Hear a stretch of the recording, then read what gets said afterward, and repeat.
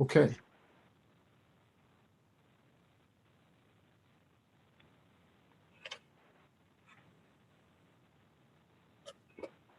Good afternoon and welcome to the City of Milpitas Economic Development and Trade Commission regular meeting.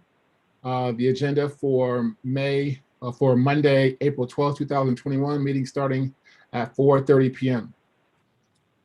If you'd like to view this meeting, you can either view it on Facebook or YouTube or the City of Milpitas web streaming website, web streaming. At this time, I'd like to call the meeting to order.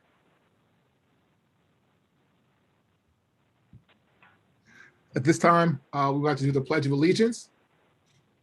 Who would like to lead us in the Pledge of Allegiance this afternoon? Nicole, thank you for volunteering. We appreciate that. Okay, thank you, Chair Norwood. You're welcome. Okay, everybody please stand if you can. Haven't said this in a very long time. Okay, I pledge allegiance to the flag of the United States of America and to and the to the republic republic for which it stands, one nation, under God, indivisible, with liberty and justice for all. Thank you. I didn't even have to Google it. Thank you, Nicole. Well, Nicole, you're 2 for 2. We have a roll call at this time. All right, good afternoon, Commissioners and Council Member Dominguez. I will do the roll call now. Chair Norwood, Here. Vice Chair McNeil, Here. Commissioner Mundra, Here. Commissioner Rice, Here. Commissioner Dariani, Here. Alternate Commissioner Afwaki, Here. and Alternate Commissioner Gomez. Here. I would also like to note that the alternate commissioner number 1, Afwaki, is seated in place of the vacant and unfilled hospitality seat, and alternate commissioner number 2, Gomez, is seated in place of the vacant and unfilled real estate seat. Thank you, Nicole. Item number 5 on the agenda. We have, we'll request approval of the agenda for April 12th, 2021. So moved. We have a motion to approve the agenda. Is there a second? Okay. We have a motion and a second. I second it. At this time, we continue with the roll call, if I'm not mistaken. Thank you. Starting with Chair Norwood, please. Yes. Vice Chair McNeil, Yes. Commissioner Mundra, Yes. Commissioner Rice,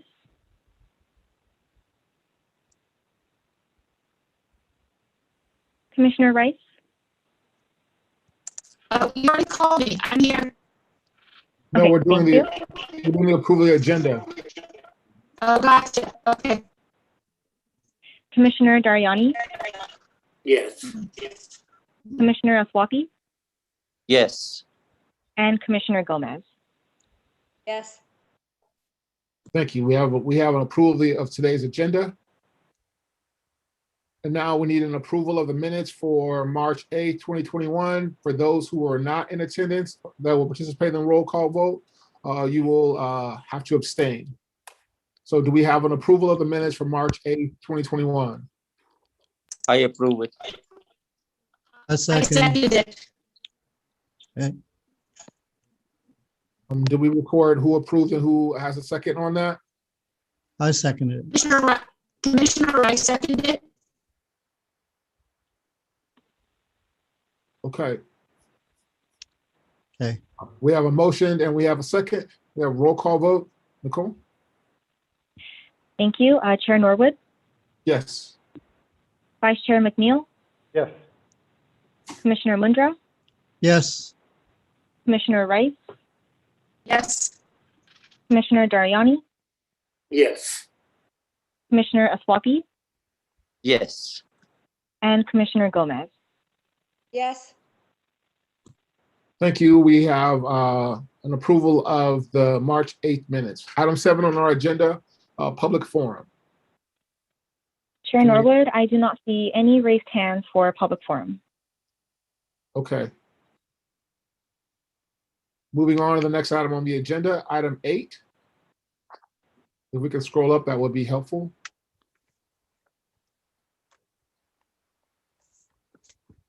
Item 8, we have the announcements.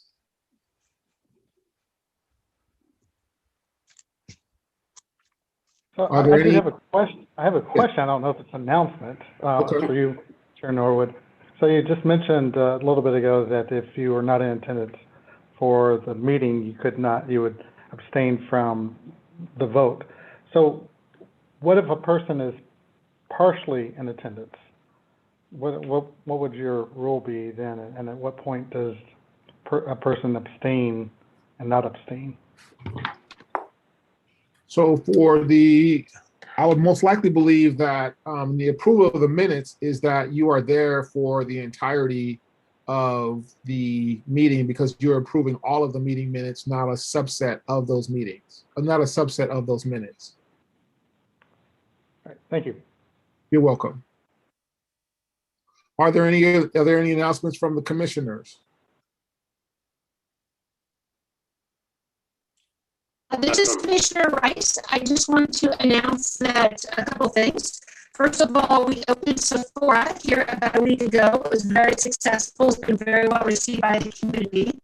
We also just got under construction 11,000 square foot Under Armour that is located in front entrance for next to Uniqlo. And then there will be an announcement in the next week about the opening of Legoland, which will happen in May. But I don't want to steal the thunder because they have a press event and a city event that they're going to be reaching out for. So those are the 3 things that we have going on right now. And we are 100% open now in Orange Year, and hopefully with June 15th being the target date, we will be 100% open with all of our common area at that point as well.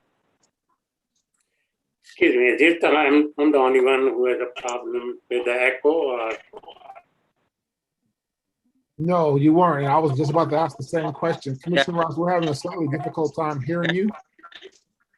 Well, yeah, unfortunately, we've had a lot of outages today, so some of our technology is not working as well as it has. So I can just send an update out and they can distribute it. I'm sorry, I think maybe somebody has 2 devices on that may be causing the problem. Yeah, I only have one on. It's just a bad signal. Yeah, it might just be a bad signal.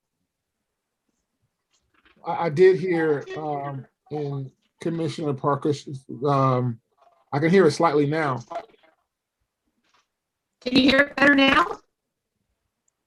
No, there's an echo, as if someone is logged in to the Zoom and they're on another device as well. Yeah,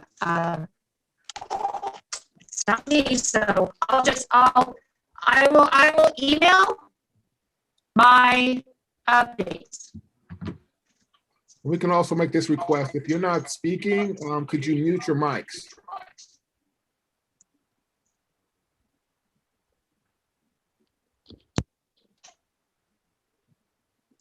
Can you hear me now, Chair Norwood? No, I can't hear you any better. If you talk a little lower, it might work better. I'm not talking very loud, actually. Can you hear me now?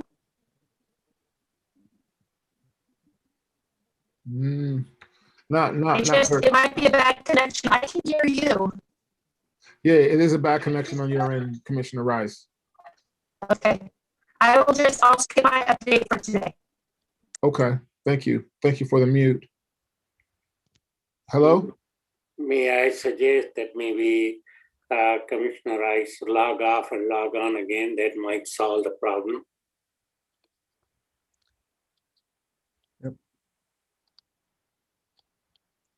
That may be possible. And we no longer hear the echo either. Okay. Okay, At so, sometimes on the Zoom meetings, I've seen that if there's echo, you log off and then log on, the things to get better. understood. Please continue. On April 1st, Milpitas Unified, are there any other announcements from any of the other commissioners? So I have one announcement. On April 1st, Milpitas Unified School District expanded its on-campus learnings to K throughout the campuses. And we have approximately 1,200 students that are on campus at this time within the district. Following the county, Santa Clara County Office of Education and the county public health guidelines in terms of the expansion of school campuses, there's a couple different terms out there. There's reopening of schools, and which is the common term used. And what I commonly say is that our schools were never closed. The campuses were unavailable for usage, except for on a limited basis. And now, since the tier has changed into the orange tier, or excuse me, the red tier now, we have expanded the usage of campuses, where parents selecting to opt in to utilize the campuses, and also students also being able to continue their distance learning. So again, you'll see there'll be a little bit more traffic out there, some in the morning, some in the afternoons, but we are now utilizing our campuses more than we were earlier with 1,000+ students throughout the district. And a significant number of those, the ones that aren't using the campuses at the elementary school level have chosen not to. At the middle school level, we have students that are in the highest need category that are struggling in 2 or more classes. They were invited to come on campus. And then at the high school, based on the population, our special education students have been invited back to campus completely, as well as our 9th graders that are in most need. So that is the announcement that I have. Thank you, Chair Norwood. I have a question for you. What precautionary measures have been taken at the Milpitas Unified School District, like vaccination of teachers or any other precautionary measures that have been taken before opening the school, just for information purposes? Yes, sure. So all of that information, thank you for asking that question. All of that information we do have on the MUSD website. If you go to the musd.org and then you look for the coronavirus link, there's a significant amount of information in terms of what we've been doing to prepare students and preparing the campuses in terms of PPE, social distancing, safe guards in the classroom, 6 feet spacing, and those things. A number of our teachers have chosen, include outside of that scope, we do testing twice a month, where the teachers do get tested. We have a dashboard on the website that gives you an update on the cases that we've had on campuses. We've been tracking cases since January with our dashboard and testing. Many of our teachers have chosen to become vaccinated, and we've supported their efforts with the support of the Santa Clara County Office of Education and the Public Health Department. Many have also utilized their own services in terms of getting vaccinated. Vaccination is an opportunity. It is not a requirement in terms of for our teachers are concerned, as similarly it will be as we move forward, as things move forward with students. So that is the status of things. Again, we have a very comprehensive coronavirus page on our website. We'll give you all the details. Thank you. You're welcome. Item 9, business items. Yes. I think we still have other announcements from the council. Oh, okay. And staff. And staff. Thank you. I'm sorry, staff. Thank you very much. Just a quick announcement in terms of there's a lot of robust conversations happening. There's one happening around Main Street. So I invite everybody to please join those conversations as we move forward and start visualizing together what we want Main Street to look like. Many of you have heard there is another set of funding coming through the federal government. So we definitely will make sure to post that information on our City of Milpitas website. Please make sure that I believe it's May 6th.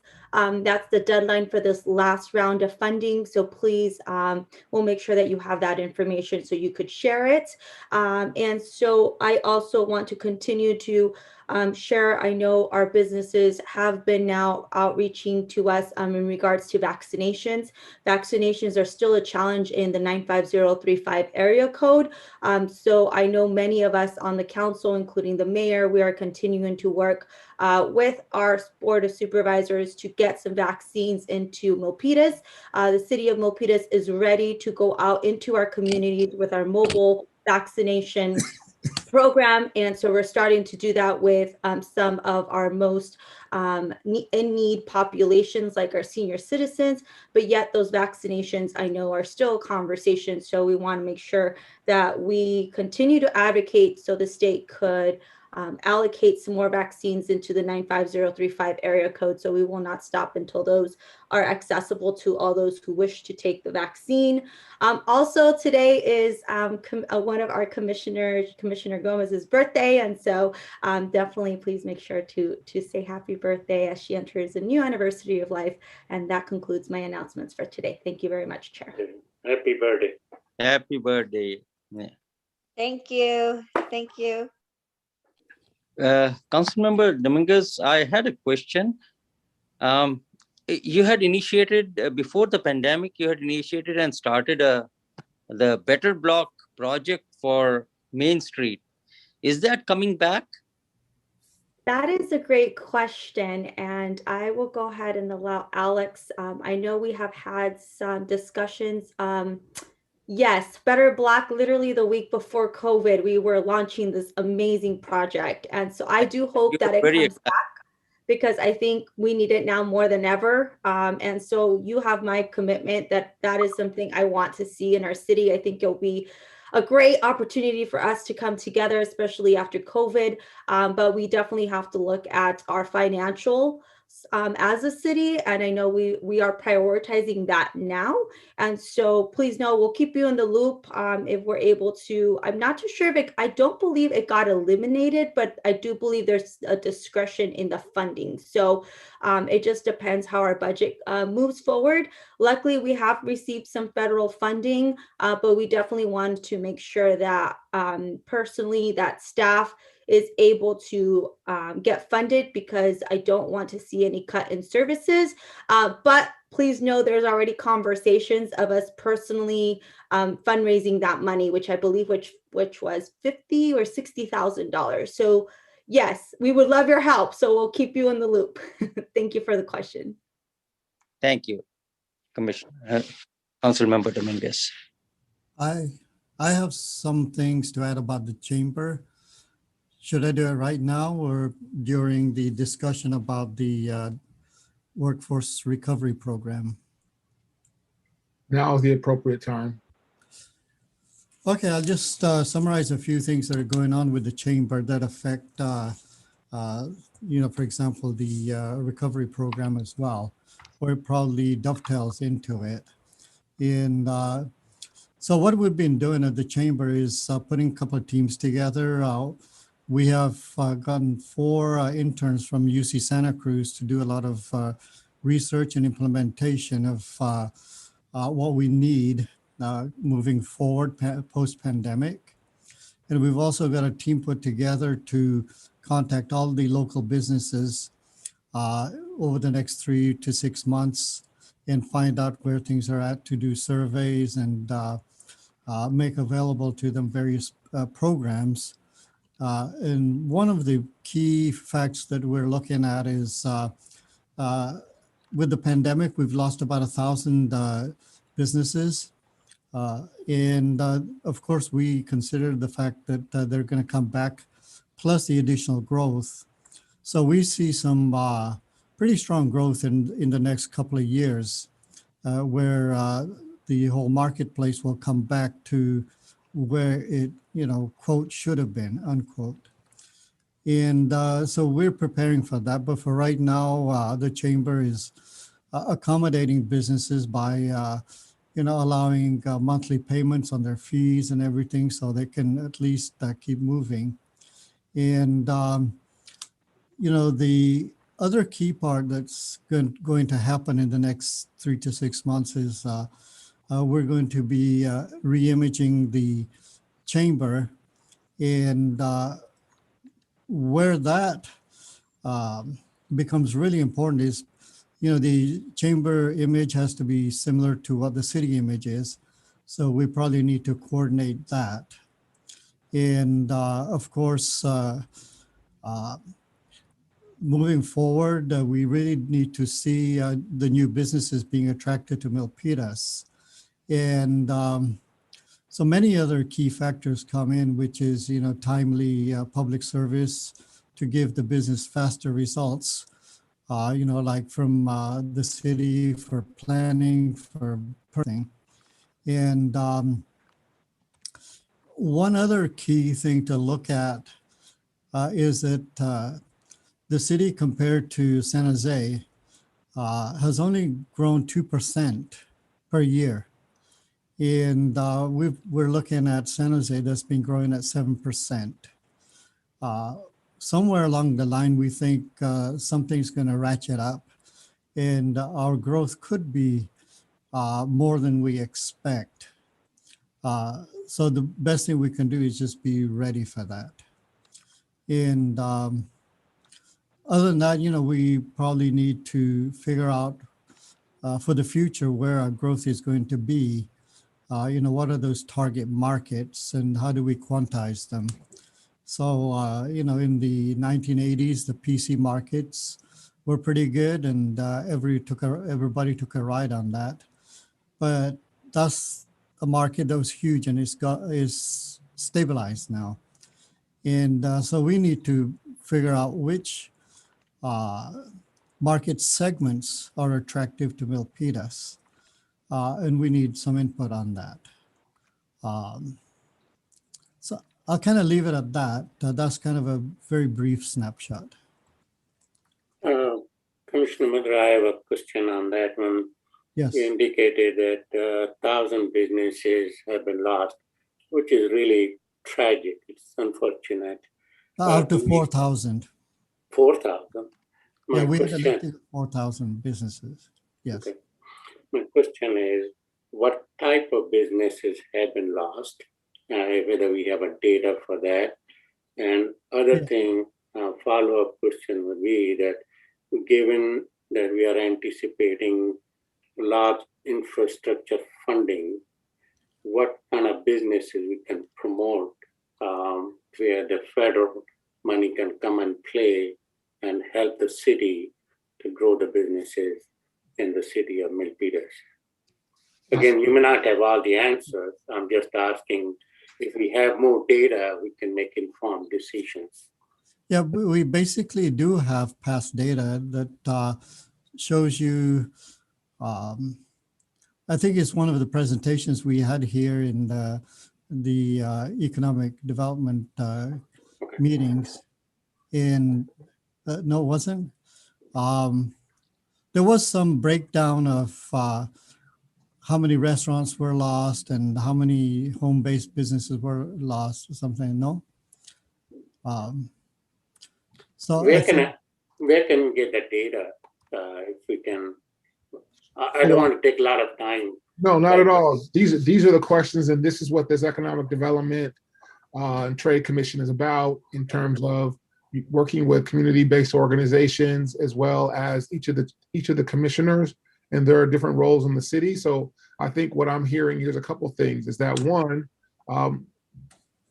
Commissioner mentioned another location about their Chamber of Commerce as well as being in terms of the data that they're presenting. and then also the information that they have, which they have gathered in part with the Economic Development and Trade Commission.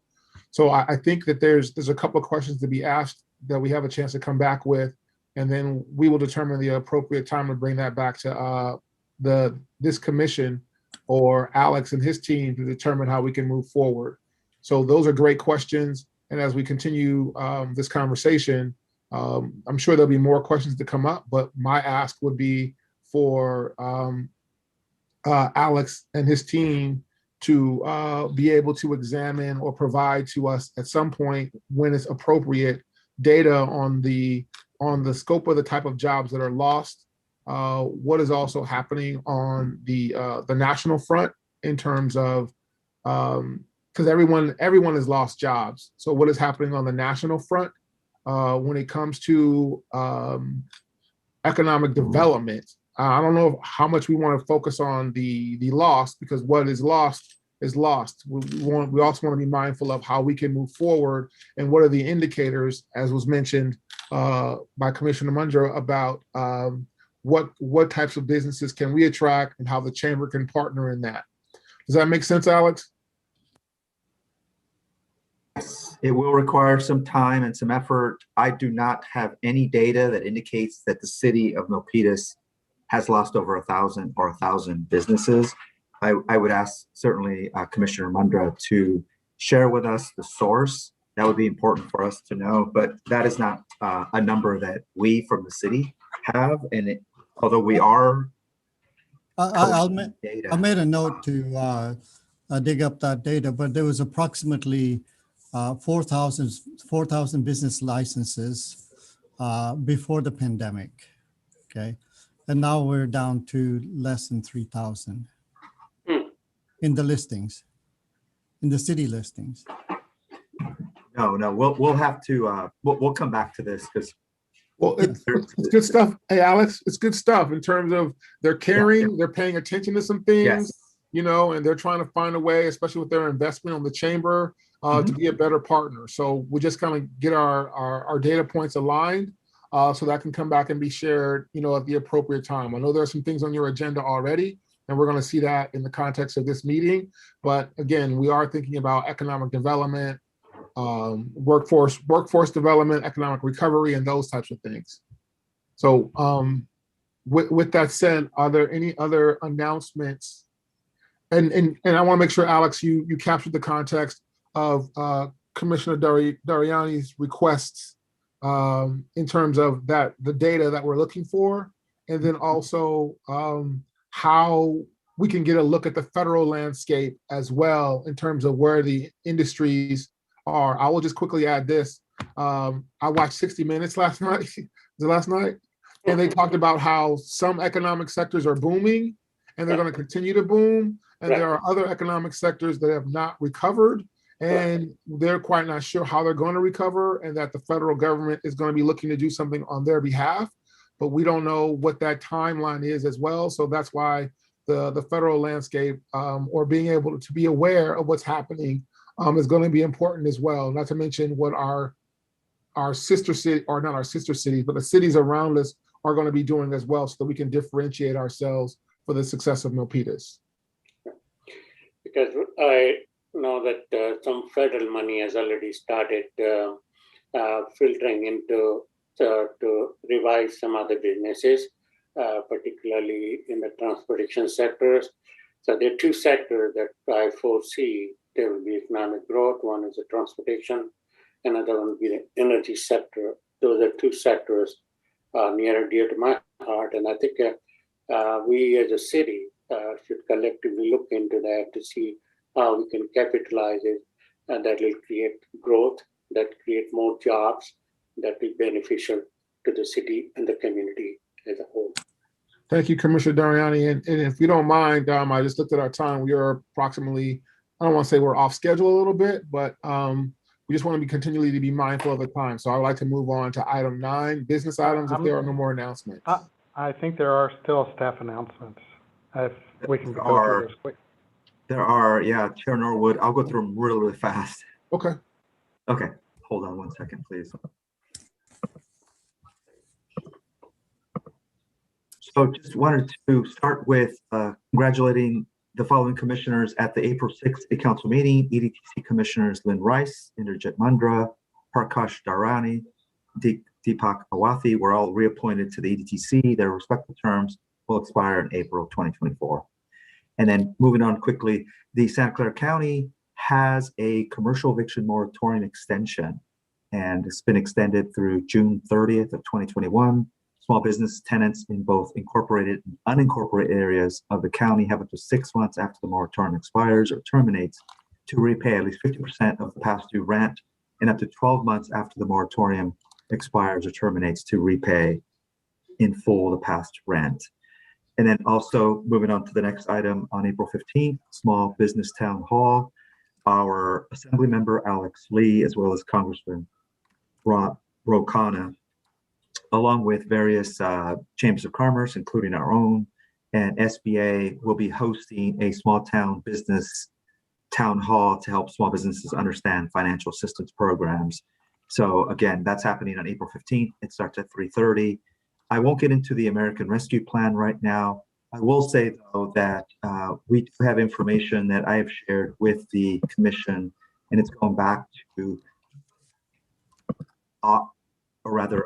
October of 2020, at which point Wallet Hub named Milpitas one of the fastest growing cities in the United States, number 4 in the United States for cities under 100,000. So we are growing relatively quickly, and obviously there's both positive and negative impacts to that we can discuss later, but for my announcements at this point. Thank you. Great. Thank you. Are there any other announcements? Awesome. Item 9, business items. I'll turn this over to the Director of Employment. Turn this over to Alex. Thank you, Chair Norwood. Give me a sec here. Okay, so moving on to 9A.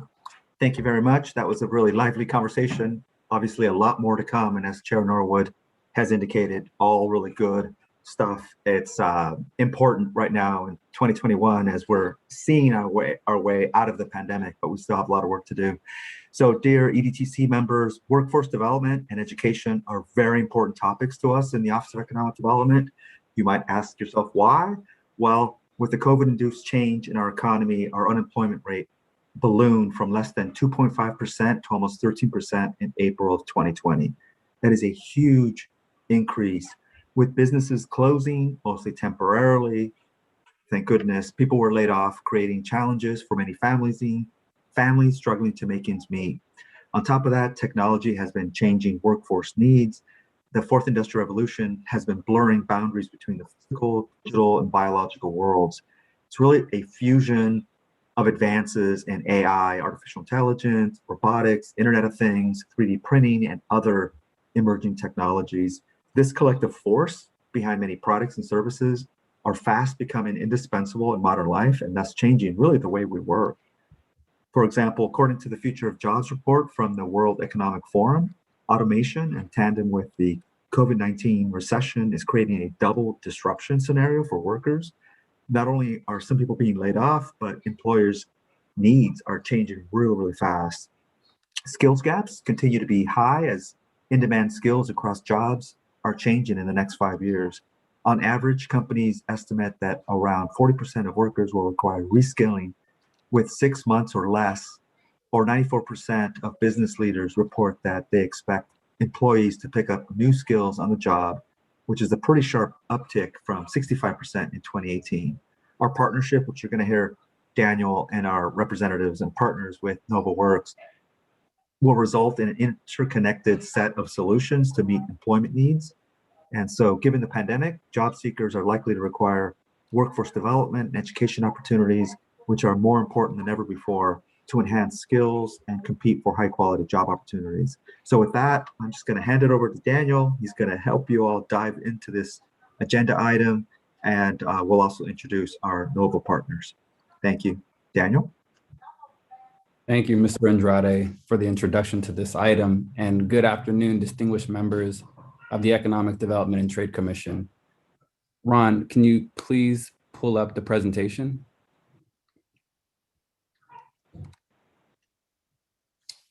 Thank you. As Director Andrade mentioned, my name is Daniel DeGue, and I am the city's Economic Development Coordinator. Today, I'm joined by two All-Stars from our local Workforce Development Board, Nova Works. We have Director of Employment Development, Ms. Chris Stadelman, and Program Manager, Mr. Luther Jackson.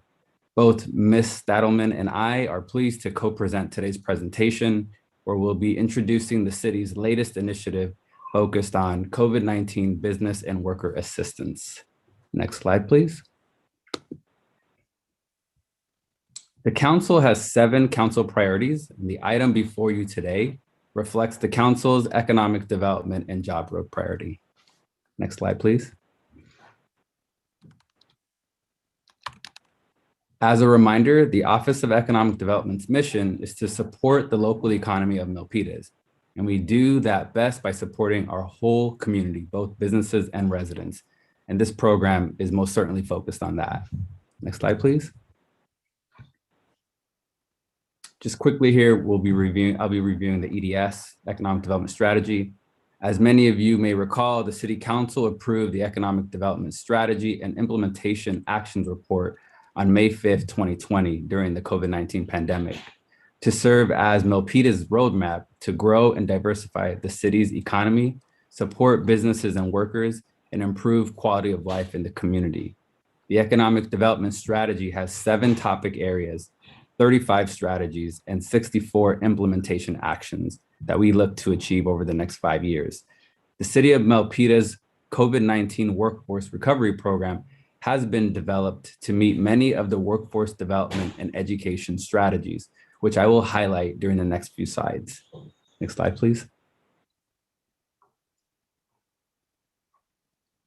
So Workforce Development and Education Strategy has 6 strategies, and those are strategy numbers 12, 13, 14, 15, and 16 and 17, and 9 implementation actions that go along with several of these strategies. So now I'll quickly just go over each strategy and make those connections as to how it relates to this program. Next slide, please. Strategy 12 focuses on affordable housing. We can go to the next slide, strategy 13. Strategy 13 focuses on providing affordable workforce housing options. Strategy 14, next slide, please. Strategy 14 focuses on establishing a workforce development working group. The COVID-19 Workforce Recovery Program will meet and exceed this strategy in many different ways. Next slide, please. Strategy 15 focuses on collaborating with the Milpitas Unified School District. The city envisions a critical component of the COVID-19 Workforce Recovery Program to focus on serving young adult learners from the Milpitas Unified School District. Next slide, please. Strategy 16 focuses on exploring collaborations with regional education institutions. A very important regional stakeholder for this program will be Evergreen Valley College, and we'll be partnering with their Office of Workforce Development as well. Next slide. And the last strategy, number 17, focuses on continuing our existing workforce development programs, which we are continuing to implement during the COVID-19 pandemic. Next slide, please. So the next 4 slides focuses on the Office of Economic Development business assistance efforts related to COVID-19 since the start of the pandemic. I will go through this very quickly as Mr. Andrade will provide more details on many of these efforts during item 9C. So I'll keep this very brief and at a high level. So we did establish a COVID-19 website. We did launch a COVID-19 business survey. We established a virtual business assistance center and implemented a Shop Local campaign. Next slide. We've also done extensive industry sector specific outreach. We've hosted several business resource webinars, which many of our commissioners have participated in. We've also sent out many constant contact messages to our business community. We've also implemented, through the leadership of our city council, which Councilmember Karina Dominguez was a part of with the subcommittee, a micro enterprise grant program. Next slide, please. We've also are implementing a small business spotlight program, a virtual manufacturing day for 2020, a food service delivery fee cap ordinance, and also a hotel and travel industries report. Next slide, please. And then these are the four initiatives that we are currently in progress at the moment. The first one has to do with the fiscal benefits of employment land study, which this commission was briefed on at the last month's meeting. We're also working on an economic and workforce indicators report, which will really give a very good capture and snapshot of what happened in 2020. And then there's the facade improvement program, which is a pilot program that focuses on improving the exterior appearance of retail buildings and storefronts. And then last is this COVID-19 workforce recovery program, which is really taking us to the next level of focusing on workforce development and really retooling folks in our community to get them into a position where they can really take advantage of some of the opportunities for them as it relates to employment. Next slide, please. So as Mr. Andrade mentioned, unemployment did balloon early in the pandemic. We almost hit 13%. If you look at the latest numbers of February 2021, which is currently available now, it indicates that we are at an unemployment rate in Milpitas at 5.5%. So we're still very high. So that's something that's really important to this program. We're looking to improve that through these services in partnership with Nova Works. We also want to focus on the 12% of Milpitas residents working in Milpitas, and we'd like to see that number increased.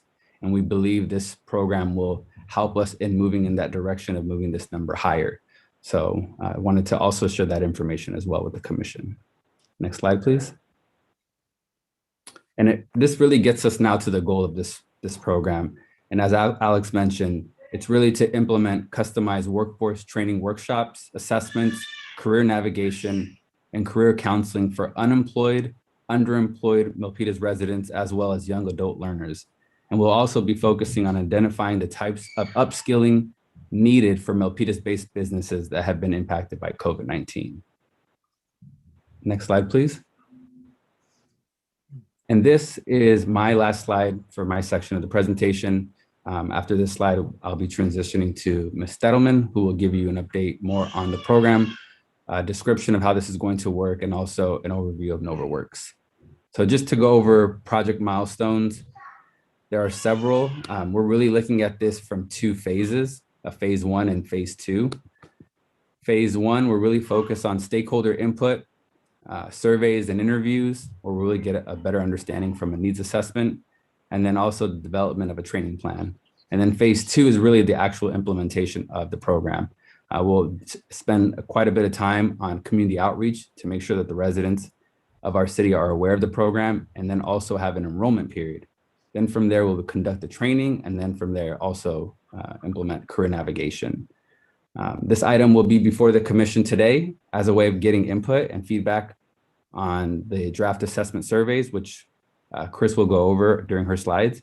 And then we'll come back in August to the commission and review the needs assessment survey and the results as we move into phase 2. So with that, I would like to hand it over to Ms. Stettleman, who will give you an overview of Nova Works and also go into more detail on the program. Thank you, Daniel.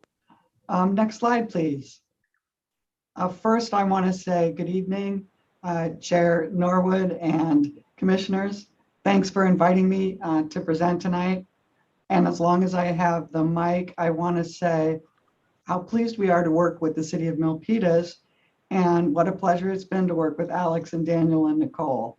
So thank you all. Next slide, please. So forgive me if you already know this, but not everybody, believe it or not, knows what a workforce development board is. We are a construct of the Workforce Innovation and Opportunity Act. Congress passed that law in 2015. There are some 500 workforce boards in the United States, and there are 45 in California, so we're one of 45. Each of us is geography bound.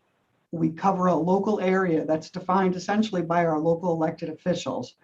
And in our area, we are 7 cities in northern Santa Clara County, which includes Milpitas, and all of San Mateo County. It's an 8 jurisdiction joint powers agreement. Nova's been around for 35 years. Milpitas joined the consortium in the year 2000. That joint powers agreement authorizes the city of Sunnyvale to be our federal grant recipient for WIOA dollars. So they're the fiduciary, the fiscal agent, but we obviously cover and respond to all 8 jurisdictions. Next slide, please. I have San Mateo County up, and you might wonder, why would I want to talk about San Mateo County? We recently did some work for them that we're going to leverage for the work that we're doing for the city of Milpitas. And I wanted to stress how important it is that you're part of a consortium. So the lessons we learn in other local areas can be shared with and sometimes applied to Milpitas and vice versa. So the other cities in our geography will benefit from the work that we do with Milpitas. So the county funded us to do a work experience program. Last November, they were handing out loans, as many areas were, to small businesses, and they thought at the same time they could offer subsidized workers to help get through the holiday season. Well, of course, COVID ended all that. We went back to the purple tier.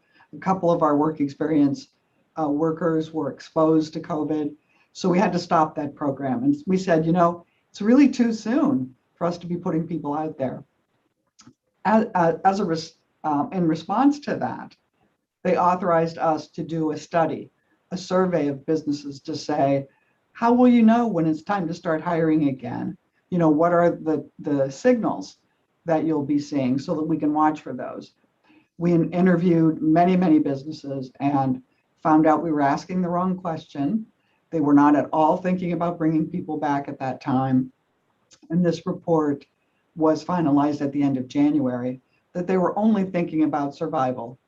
And that many of them thought they had 6, maybe 9 months at best before they would be out of business permanently. So that work, that's where the original surveys and interview questions were developed that we're going to bring to Milpitas with your customizing them for Milpitas, of course. Next slide. This is local data. The WARN notices cover the whole region, and I want to spend just a second on those. WARN notices, there's something called the WARN Act that says if you have more than 50 people laid off, you have to put that in writing to the local elected officials, to the local workforce program, and to your employees, and give 60 days notice. That 60 days was waived because of the pandemic. But as you can imagine, WARN notices, which are large layoff notices, exploded during the pandemic. Individuals affected in that time period from March to March, 49,714 were laid off by WARN notices. The important point there is those are the larger layoffs. Each one of those large layoffs has a ripple effect on the small businesses around them. So really the layoffs are much larger in the region. And then of course we have some relevant Milpitas local data, of which I think the most concerning figure would be those that dropped out of the labor force. Obviously unemployment is a big increase, but people dropping out of the labor force is of particular concern during this pandemic. And hopefully we can recapture some of those. Next slide, please. So in this particular project, it's broken into 2 phases. And in the first phase, we're going to collect, I don't want to call it data because it isn't a research project, but it is collecting intelligence, information directly from those who represent unemployed workers, those who are looking to hire, those who have people laid off. We're really looking to leverage the work of the San Mateo County project to really collect that kind of information that we aggregated in San Mateo and built a pretty strong report giving them 8 recommendations for what they should do next. We also want to engage stakeholders in helping to diagnose where we should go next. One of the things everybody acknowledges is everything has changed. Everything has changed. Some trends have been accelerated. Some changes are permanent. some strategies or interventions that worked before the pandemic may not work now. What we recommended in San Mateo County was, this was again last January, before you get into workforce recovery, stop the bleeding with small businesses, stop any more closures, intervene right now and do something about that. And then in a few months, we'll be ready for a strong workforce program. So we're hoping to take this little bit of time in this first phase to really, collect that those opinions about what's really going on in our economy and where we should go forward. We clearly want the chamber to be part of that. It's exciting news that you're working with some UC is it Santa Clara University? We want to share data with you, and we want to see your data because that will inform the workforce work that we're doing going forward. And we will recommend a training solution. We've given one of 3 options for how that training will go based on what we hear in the first phase. And some of that could be skills-based training. Some of it could be customized career navigation for Milpitas, or maybe we may need to go out and solicit through procurement, a course, a set of skills that are new, something that we didn't know about before the pandemic. Next slide, please. So phase 2 is less specific because we intend to base our recommendations on what we learn in phase 1, but it will include selecting one of those training options based on the input that we receive, using the community and businesses to really help us ensure that we're delivering something that has meaning on the ground at this moment in time in the city of Milpitas. And of course, we'll be recruiting, training, and measuring outcomes. The career navigation assistance, one of the things that we bring to the table as Milpitas's workforce board is we have that WIOA funding from the feds.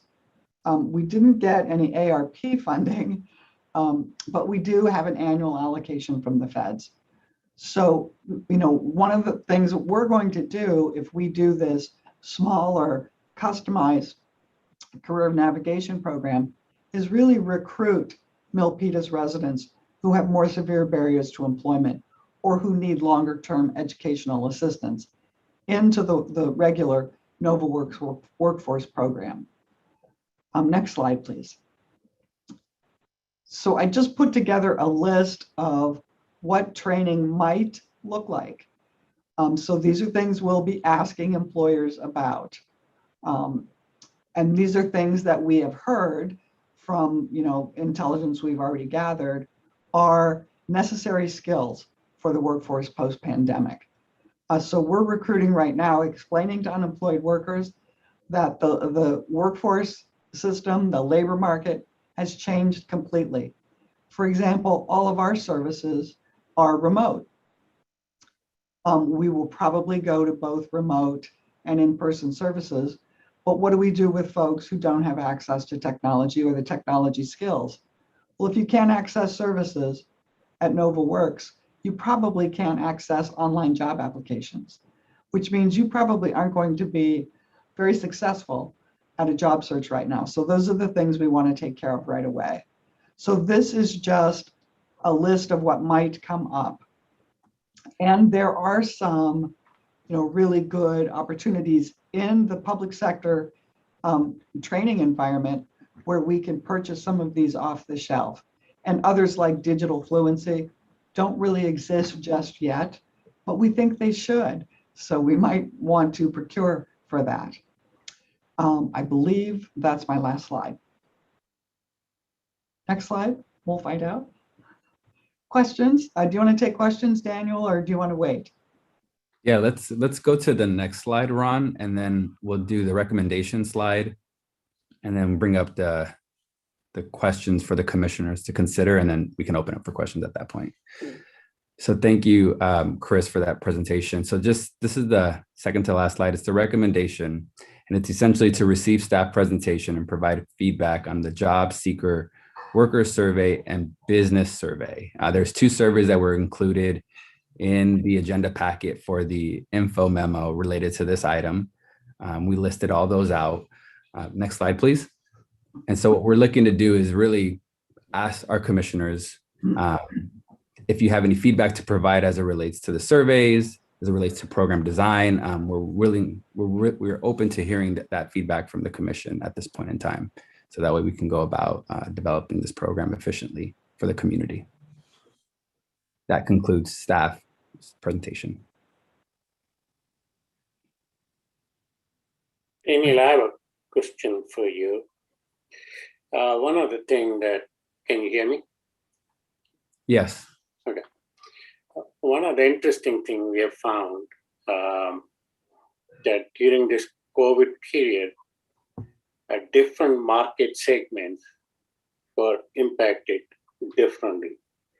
For example, hospitality, like travel, hotels, and all those things were impacted differently. Restaurants were impacted differently. But service organizations were not impacted adversely as the other industries. So are you going to focus on the fragmentation of the market segment and address the issues for each market segment, or you're going to do aggregation? In the aggregation, what we are finding, and we have done some research also, in aggregation, a lot of information is lost. So you will find some market segments were tremendously impacted during COVID. Other market segments, like white collar workers working for Google and whatnot, yes, they were impacted, but not as much as, say, a restaurant worker or the hourly employees. So my question is, when you do the survey, are you doing the segmentation of the businesses or just doing the aggregate? Yeah, I'll take a first stab at that before we transition to Chris with that response. But I would say the short answer is we'll be doing both because that will all impact the entire community and economy. So we need to understand on both levels so that way we can provide services and delivery models that will be effective to improve the economy. So that's the short answer to that. Chris, did you want to add something to that? I do. I want to say that this is the advantage of having economic development and workforce development working together. So economic development is focused on where are the jobs, and I'm focused on where are the unemployed people. So right now we're looking at the hospitality sector, travel, entertainment, really the bottom half of the education and wage scale. That above that, people are doing pretty well. So we're going to focus on training to those in the bottom rungs, helping them get back to work as quickly as possible, matching them up to what our economic development partners see as jobs, which in general in the broader economy is around healthcare, manufacturing, and soon to be construction. Thank you.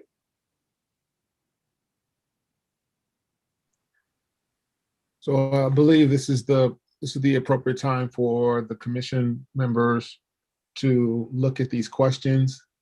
I would ask that we take maybe, the time now is 5:32. Maybe we take a couple of minutes to review these questions and then prepare conversation for the Economic Development and Trade Commission Director, as well as the folks from NovaWorks. Unless anyone is prepared to speak on them now, or do you need a few minutes to review to talk? I agree. I think we should review real quick. I think just 60 seconds if we can look at those. Okay. So we'll give ourselves let's say 90 seconds, and then we'll begin in the dialogue. Siri, set timer for 90 seconds. Siri, set alarm for 90 seconds. I'm sorry, where are the questions? Set for 5:33. They're right there. Questions were included in the agenda packet. For this item, there was an informational memorandum that was included.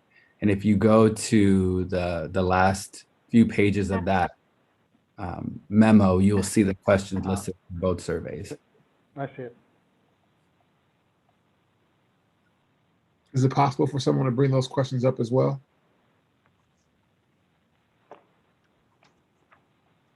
The questions are up on the screen, right? I could see that, right?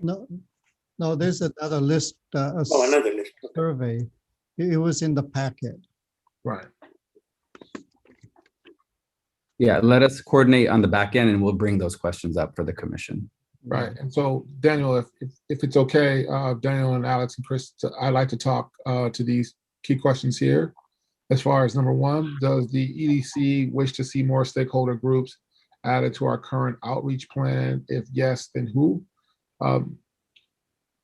It's unclear what the impact on the timeline would be, or if you have a set scope.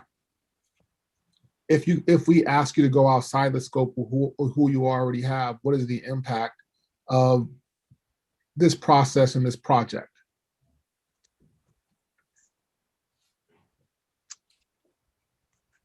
Can you restate that question, Chair?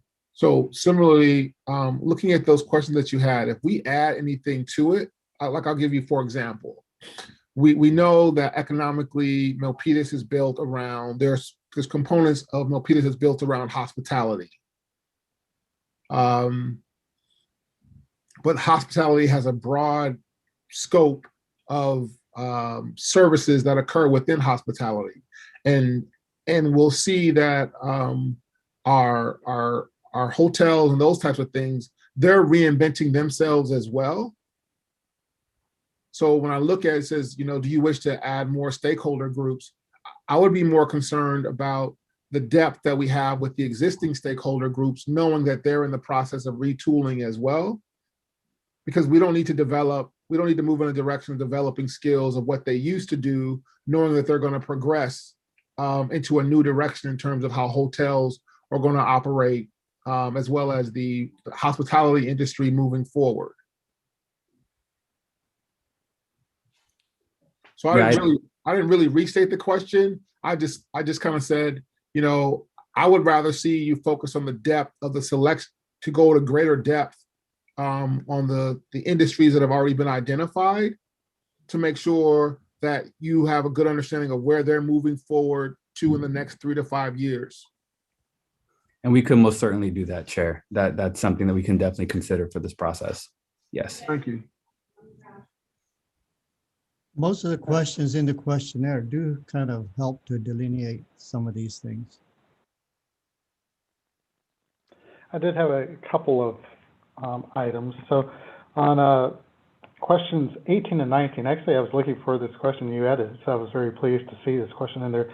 The question 18 is we do anticipate many of our businesses to have changed their business model as a result of the pandemic. And the question in 18 is really a yes or no answer instead of a if so, how? And so I think maybe a modification to the question just to say, okay, if how has your business changed or your business model changed as a result of the pandemic? I think that'd be very enlightening. The only other comments I would want to say at this point is for number 4. And I don't know if you've maybe thought of more abstract training ideas such as problem solving and emotional intelligence, because what we see in a lot of businesses these days are a lot of focus on those type of activities where it's not specific to like learning Excel, it's more helping others know how to problem solving, emotional intelligence. So anyway, I just wanted to mention those topics. That's because that's a big thing here at my company that we do. I agree with that strongly. Commissioner McNeil, are you referring to the soft skills as well in that context? Yes. Yeah. Exactly. Thank you. Thank you for that, Vice Chair. We also, as a part of this phase 1, will be engaging with several businesses throughout the local community. So that type of feedback is incredibly helpful because we can now envision those types of comments coming from the business community. So thank you for that.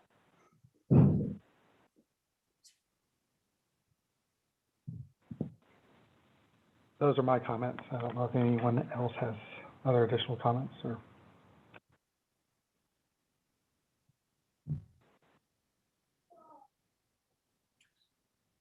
If there are no other comments at this time, is there a motion to accept the recommendation? Chair, my hand's been up. Oh, I'm sorry, I didn't see your hand. My fault. Thank you. No problem. Thank you so much, staff, for bringing this lovely presentation forward. One of the things that has been coming to my attention lately, and I did not see a question, but I would like to get more information from our stakeholder groups, is how many of our youth between the ages of 17 to 21, that senior, freshman, has been impacted, because what I'm seeing as one council member is the youth that were in these industries because they were helping fulfill a third income for their household has been impacted greatly, and unfortunately that household now is being impacted and they can't pay the rent. And so I would like to see if there's a correlation and how could we help that bracket, because they are bringing an extra revenue source to the main household. And so I would like to see maybe some questions around that, if either a business supports paid internships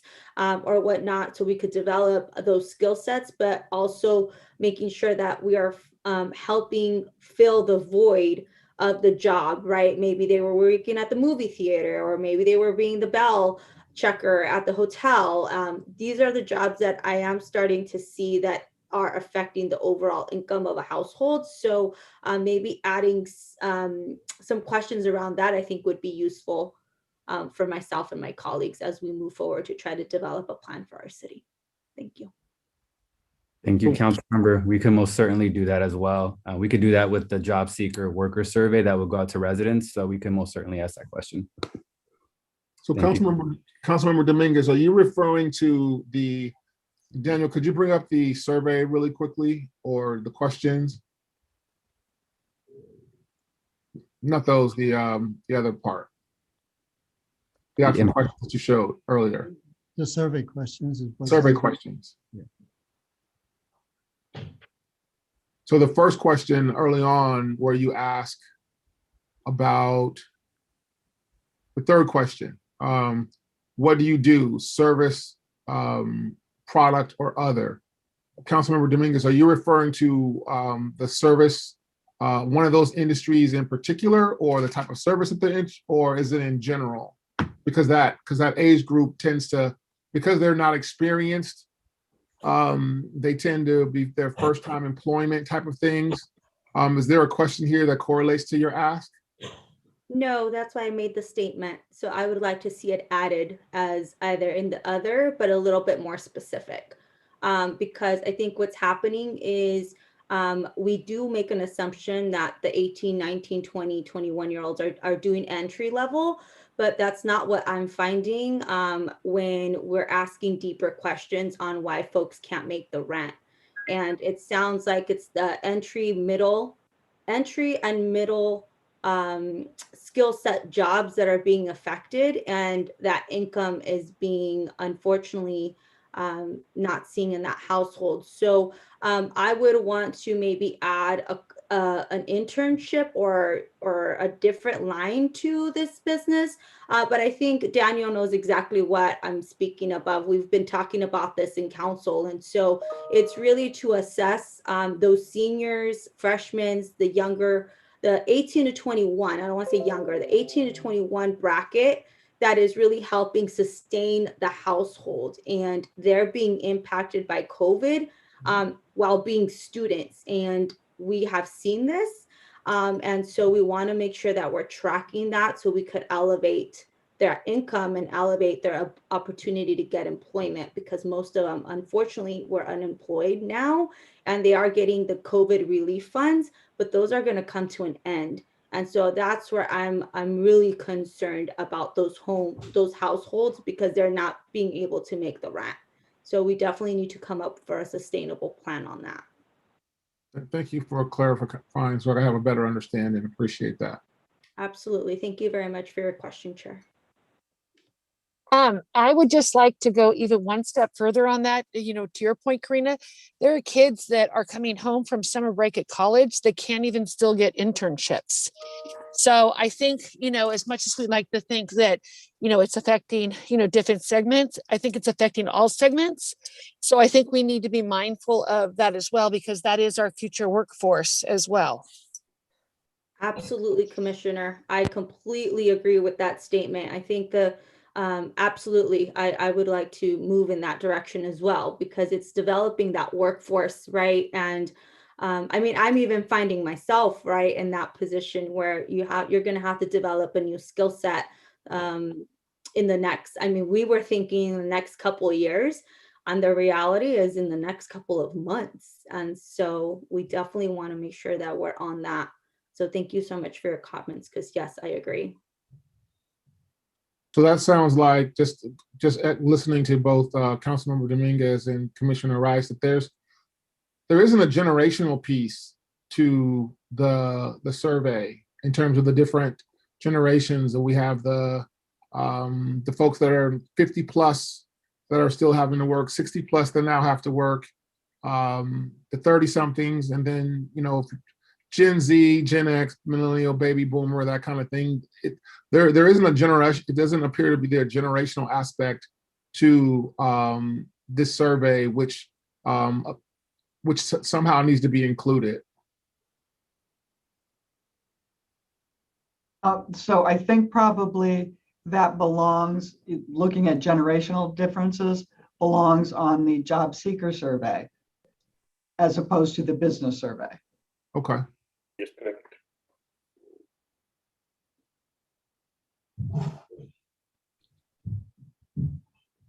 Only comment that I had was on the business survey. It looks like you do have segmentation by service and the product. But even on service, what I'm finding out that different market segments with the different service categories are impacted disproportionately. I do not know how to capture that, but if you can give it a thought to see if that could be fleshed out, that will be very useful data. We'll work on that. We'll think about that. I don't quite know how to flesh it out either, but we'll give it some thought. Please. Daniel, did you want to bring up the job seeker survey? Yeah, Ron, if you go further down on this PDF document.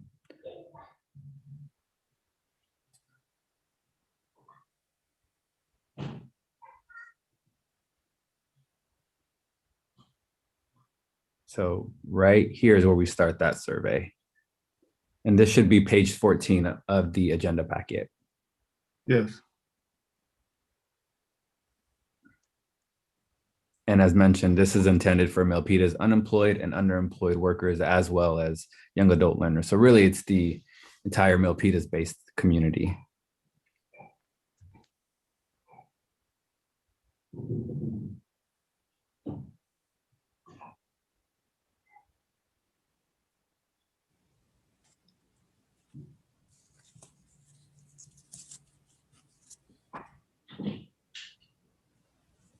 And I will say this too for the membership.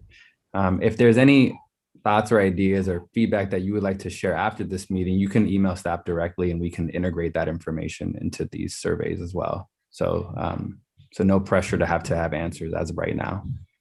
Are these surveys going to be online, or is this going to be, I don't know, done somehow physically or something? Chris, would you like to answer that? Yes, we're going to use SurveyMonkey, Okay. and a variety of mechanisms to spread it throughout the community. And we'll probably be asking your help with that, especially as it comes to the chamber. Yes, we would need to put some kind of link to get people there. Yes. We were hoping Milpitas Unified School District could help us access parents of the school district with this survey as well. Definitely, yes. Right. We also plan to utilize our city social media platforms such as Facebook, Nextdoor. So there's a number of different vehicles that we'll be channeling to get information out to the community. And we'll also ensure that there's enough time for feedback to come back to staff as well as it relates to these surveys. Because we want it to be comprehensive, complete, and also with information that can help us design effective programming. So to kind of start that process, we'll probably need some kind of a flyer to push out there to get people on board to respond. Who will be providing that? So we'll be working through the working group stakeholders in that process. So it'll be collaborative is a short answer to that. And that will be a part of the next 2 months as we work out to roll out the implementation of the project. Great. Thank you. Mm-hmm. Thank you. Let me see. I didn't miss any other hands at this point. Are there any other comments at this time? So seeing that, is there a motion to accept the recommendation? So moved. We have a I motion. second. We have a motion. We have a second. Nicole? Yeah, I second it. Sorry, who was the second? Awasti, Commissioner Awasti. Thank you. All right, I will then go on to the roll, starting with Chair Norwood, Yes. Vice Chair McNeil, Yes. Commissioner Mundra, Yes. Commissioner Rice, Yes. Commissioner Dariani, Yes. Commissioner Aswaki, Yes. and Commissioner Gomez. Yes. Thank you. Recommendation approved. Thank you. You're welcome. Thank you. Thank you for your service to the city of Milpitas. Item B, Milpitas Small Business Spotlight Program. Nicole. Hello, commissioners and council member. I am excited to provide an update to our Milpitas Small Business Spotlight Program. On September 25th of last year, the Office of Economic Development held a lottery to select 15 Milpitas small businesses to receive a free commercial professionally produced by a videographer, Bill Rowland. And these videos will be regularly posted to our webpage across all of our social media channels, including YouTube, Facebook, Twitter, Nextdoor. And we are currently in the process of working through these 15 businesses. So in February, the weekend of the 13th and the 14th, we filmed Prisha Pediatrics, Black Cat Comics, and Huntbird Printing and Graphics. In March, weekend of 2021, we filmed Rainbow Childhood Development Center, the Wong Family Chiropractic, and Beau's Jour Hair and Nails.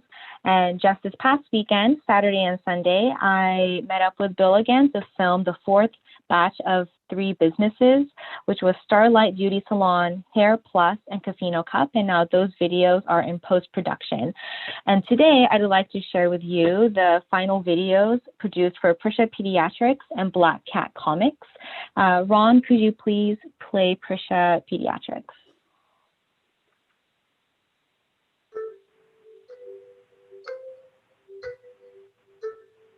Prisha Pediatrics is dedicated to providing quality pediatric health care for newborn to 18 years, including newborn and well-child checks, sports, physical, immunizations, ear piercing, urgent care visits, no-cost prenatal visits, and much more. I am Dr. Chignani Gandhi, a licensed MD and for 12 years a fellow of American Academy of Pediatrics. We are dedicated to helping the children and families of Milpitas and neighboring communities with state-of-the-art medicine. Prisha Pediatrics is conveniently located at 500 East Calaveras Boulevard, Suite 130 in Milpitas, California. We are open Monday through Friday, 9 a.m. to 12 p.m. and 1 p.m. to 5 p.m. Also Saturdays on special requests from 9 a.m. to 1 p.m. Please call, use the ZocDoc online appointment link, or email. Visit us online for more information. Habla Español. For quality healthcare services to all our Bay Area patients, visit Prisha Pediatrics.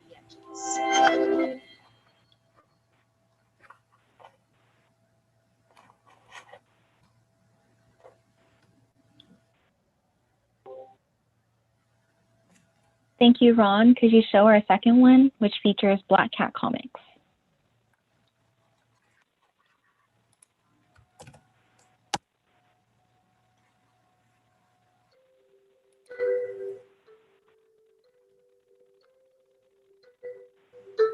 Black Hat Comics in Rockin' Milpitas is your one-stop shop for all things superhero, where we stock the latest comics, plus a wide selection of back issues, toys, action figures, apparel, and more. Black Hat Comics has been the place to share the love of comics with the Milpitas community and beyond since 2002. Together, the owners have 70 years of experience with the rich universe of comics and are eager to make recommendations and share their expertise. Take advantage of our virtual shopper experience, where you can ask our experts questions and tour the store through Zoom. And be sure to check out all the new releases every Wednesday on our online store. Black Cat Comics is located at 176 South Main Street. We're open for contactless curbside pickups Wednesdays through Saturdays. Please call or visit us online for more information. Find and like us on Facebook. And sign up to get the latest and greatest in the wonderful world of comics sent straight to your inbox with our weekly newsletter. Black Cat Comics, your one-stop shop for all things superhero. Those are awesome. Very good. Thank you, Both of Ron. Both of It's them been an work very absolute working with these businesses, and the last 3 businesses of our 15 will be filmed on May 15 and 16, and those will be Legends Barbershop off Main Street, Milpitas Pure Water, and Miles Bistro. As we have been working with these businesses, they were very appreciative and happy to receive a free video like this to be able to promote across both our channels and also for them to use on their own promotional marketing tools as well. And so far it's been a positive experience both for us, our videographer, and our small businesses. And hopefully these videos also inspire you to shop local as well. And that concludes my update. Thank you. Is there a motion to receive the update? So moved. We have a motion by Commissioner Dariani. Is there a second? Second. We have a second by Commissioner McNeil. Nicole? Thank you. Starting with Chair Norwood. Yes. Vice Chair McNeil. Very good job. Yes. Thank you. Commissioner Mundra. Yes, really appreciate all this great work. Thank you. Commissioner Rice. Yes. Commissioner Dariani. Yes. Good work. Thank you. Commissioner Aswati. Yes. Okay, and I see Commissioner Gomez has had to drop off early, as she noted in our chat box. So thank you. Awesome. Recommendation is approved. Item C, update on the economic development strategy. Alex Andrade. Thank you, Chair. I'll wait till Ron gets the next PowerPoint up on the screen. And while he's doing that, I'll just let you know what we're going to be doing today. So the purpose of this item is really to begin to discuss Economic Development 101.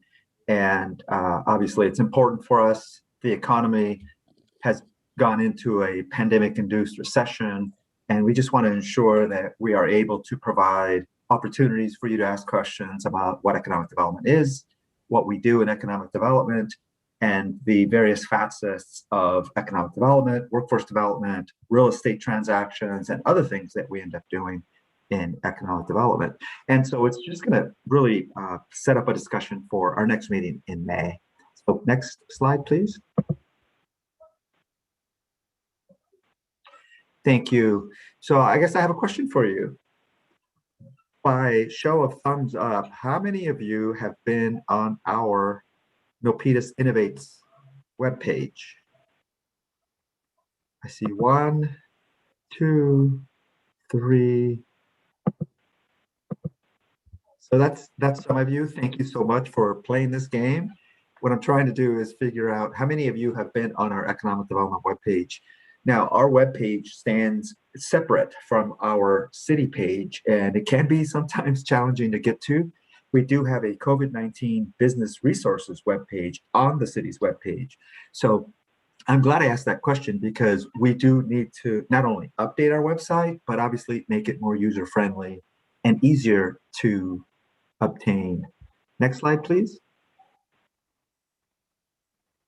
So Daniel went through this earlier, so I'm not going to spend a lot of time on this particular slide, but what I intend to do today is dive a little bit deeper on the economic development strategy. As Daniel indicated, there's 7 topic areas with many implementation actions, and the topic areas are right in front of you.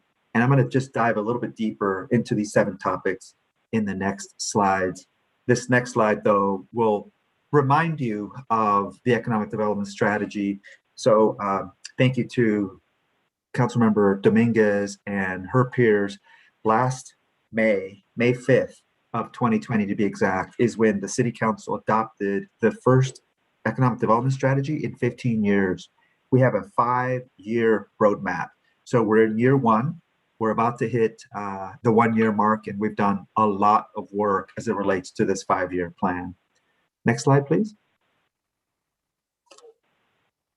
Thanks, Ron. So this slide here is just reminding you of some of our industry-specific focus groups and interviews that we had with various groups, from people in real estate, people who are developers, brokers, people in education, workforce development, in retail, in restaurants, and it's a pretty long list. So we just decided to capture our thoughts under these 2 categories, strengths and challenges. So you can see on the left-hand side, strengths, strong leadership from the city staff and planning efforts underway. Recently, our city council approved and adopted the general plan update, which makes and plans for development in the next 20 plus years for the entire city. We're really excited about that. Of course, the city council, as I just mentioned, approved our economic development strategy.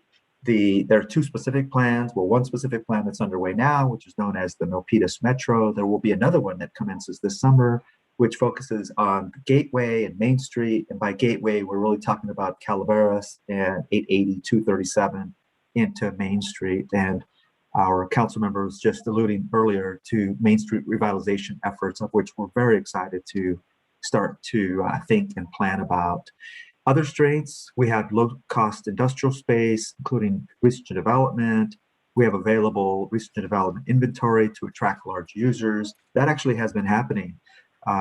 We have not historically been known as a Class A product type for real estate. We're known more as Class B. We have some very tired space in Class C, but we're hoping that our innovation district, which is slated to go next to our transit center, is going to change that to make this a more Class A oriented type of real estate area.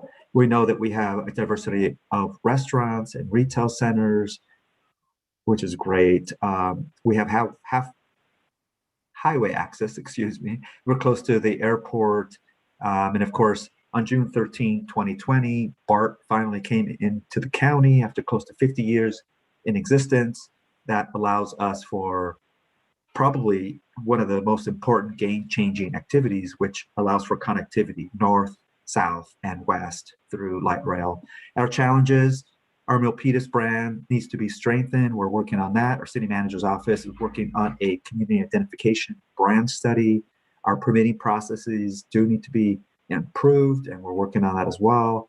Our office rents at the moment aren't enough to cover new development, so the rate of return is not there yet, but it will be. And we don't have a lot of meeting space. We have lack of entertainment, dining, some child care, and other amenities. And once we get back to moving away from remote work, we're going to probably have to contend with the last mile, first mile, and perhaps look at a shuttle in order to work with our transit center. Next slide, please. So now I'm going to get into the 7 strategies, and I'm going to move relatively quickly. These are the 7 themes of our economic development strategy and implementation actions. During the most recent grant program that our Small Business Assistance Subcommittee, made up of Councilmember Dominguez and Vice Mayor Montano, they proposed to the City Council that we proceed with the grant program, which was very successful. In that time, we learned that 77% of all of our businesses are microenterprise businesses. And a microenterprise is defined as a business with 1 to 5 employees. And just to give you a sense of how successful this program was, the Stanford University students that you met back in November, I think it was, they did a survey, and of the 38 grantees, 26 of those businesses completed a survey rather. All but 2 of those respondents said they had to shut down temporarily in response to the pandemic. The majority of those responded that they had to close between 5 and 8 months. Thankfully, they're open today. Approximately 80 to 100% of the grant funds were used for paying for rent and mortgage. And the majority of those respondents, 17 of 26, indicated the grant dollars were enough to cover their needs. But for businesses that responded otherwise, they specified that an ideal amount of assistance would have been at least $10,000. The other items we're working on as it relates to small business and entrepreneurship and preventing displacement, we have hosted 5 different small business webinars, of which many of you have attended. Thank you for that. Anyway, what you have in front of you are the items that are part of the small business entrepreneurship and preventing displacement strategy. Next slide, please. So the first 3 strategies were meant to really help our Swiss business community under COVID. And of course, we had to focus on retail and restaurants. We know that we have a diverse group of restaurateurs as well as retailers. Of course, working with Great Mall is very important. So we're very glad that Commissioner Rice is on our EDTC. We do have some centers that are underperforming, such as the Sarah Center, which will be part of this specific plan that I mentioned earlier, known as Gateway and Main Street. You see our strategies there. Obviously, we're trying to make sure that our business community continues to stay strong and be viable. We are in the orange tier, and hopefully we could move into the yellow tier soon. Our governor indicated a couple of weeks ago that it is likely, if things continue as such, without the variants making things worse, that we could open the economy completely by mid-June. Next slide, please. I won't talk much about this because Daniel and Chris and Luther were here at Nova Works.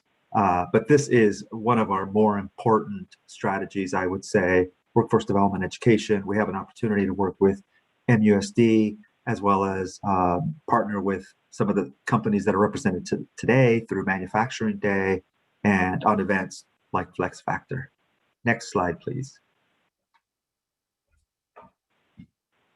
Tech and advanced manufacturing, close to 30% of our businesses are made up of tech and advanced manufacturing. We have a very high concentration of advanced manufacturing in particular, but we do see that we have a lack of diversity in types of research and development activities.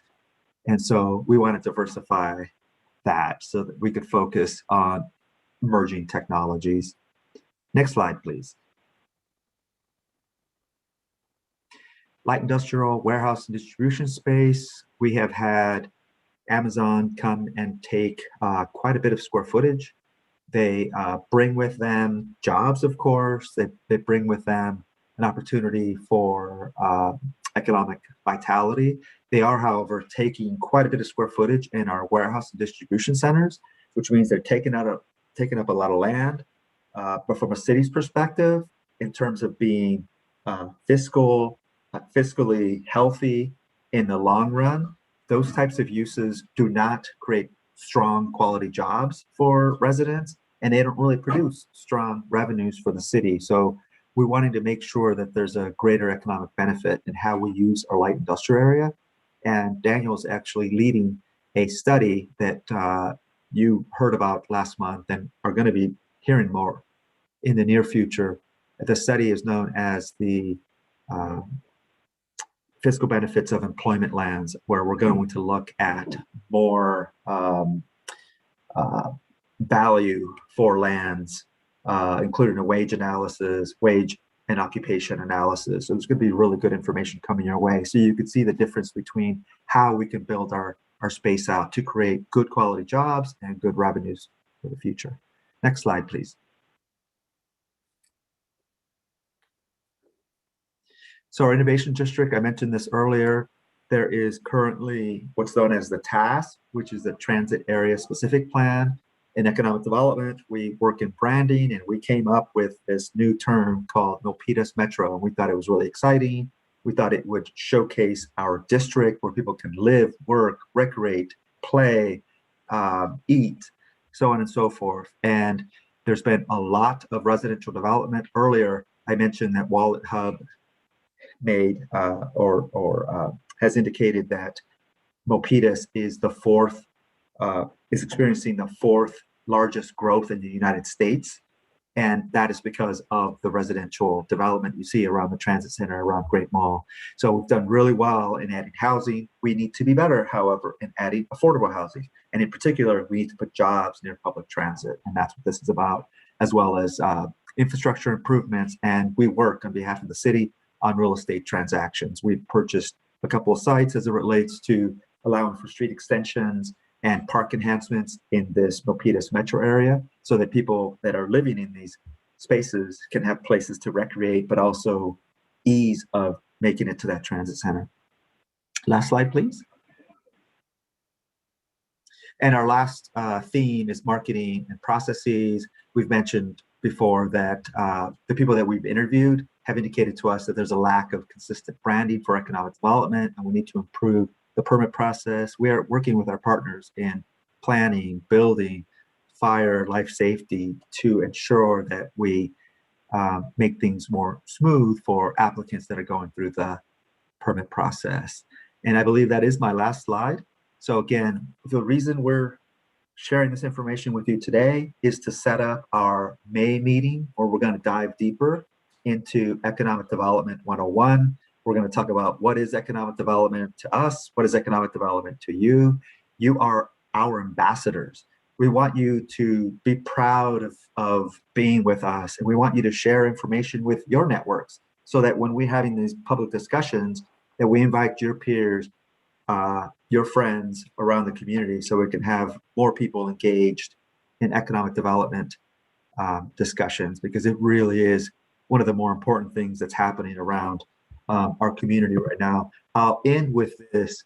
The president has signed the American Rescue Plan, and from a federal level perspective, the breakdown of funds, which include quite a bit, means that there's $350 billion for state and local government relief, with language clarifying eligible uses of funds for assistance to small businesses, nonprofits, and hard-hit industries like tourism, travel, and hospitality.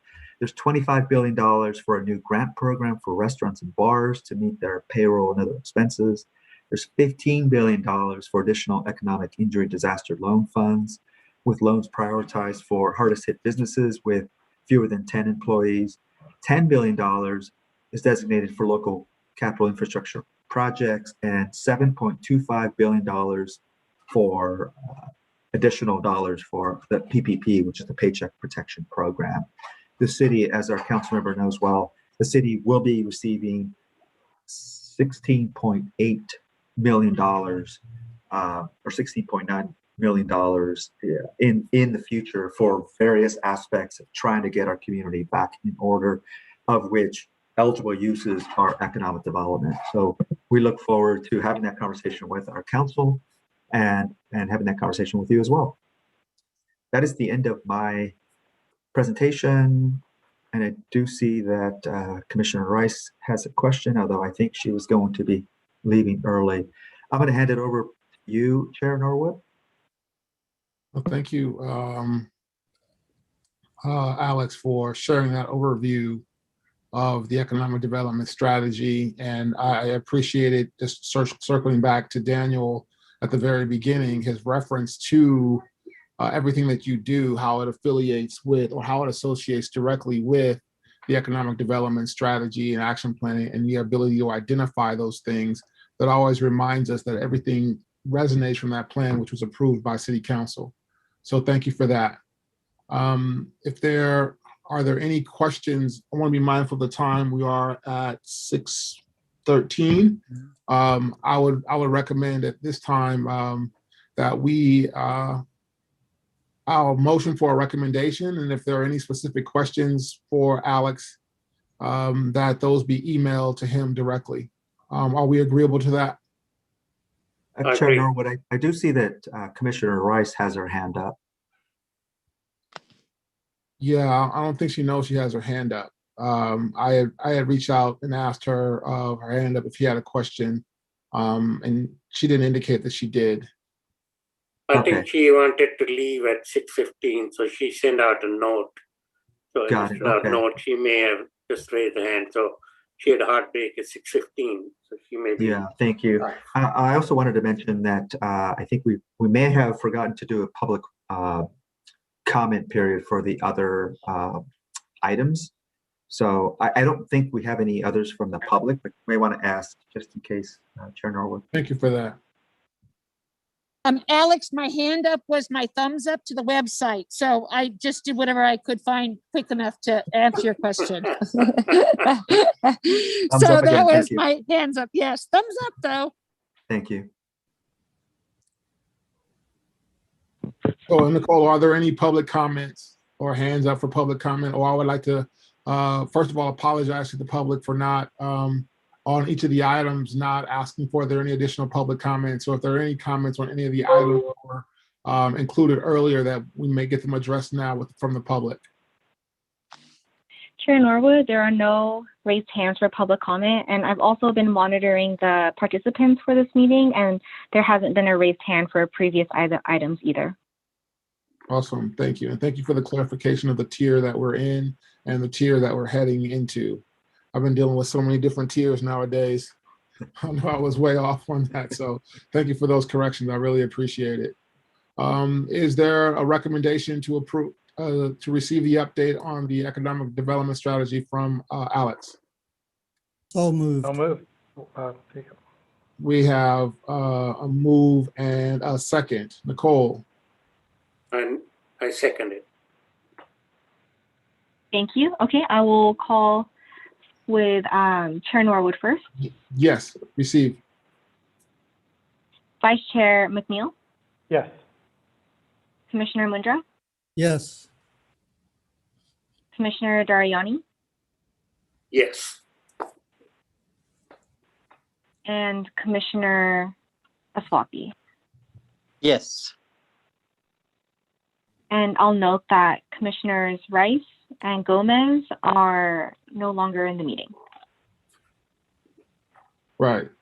Awesome. So our next meeting is on May 10th. I forget. Do we motion to adjourn here?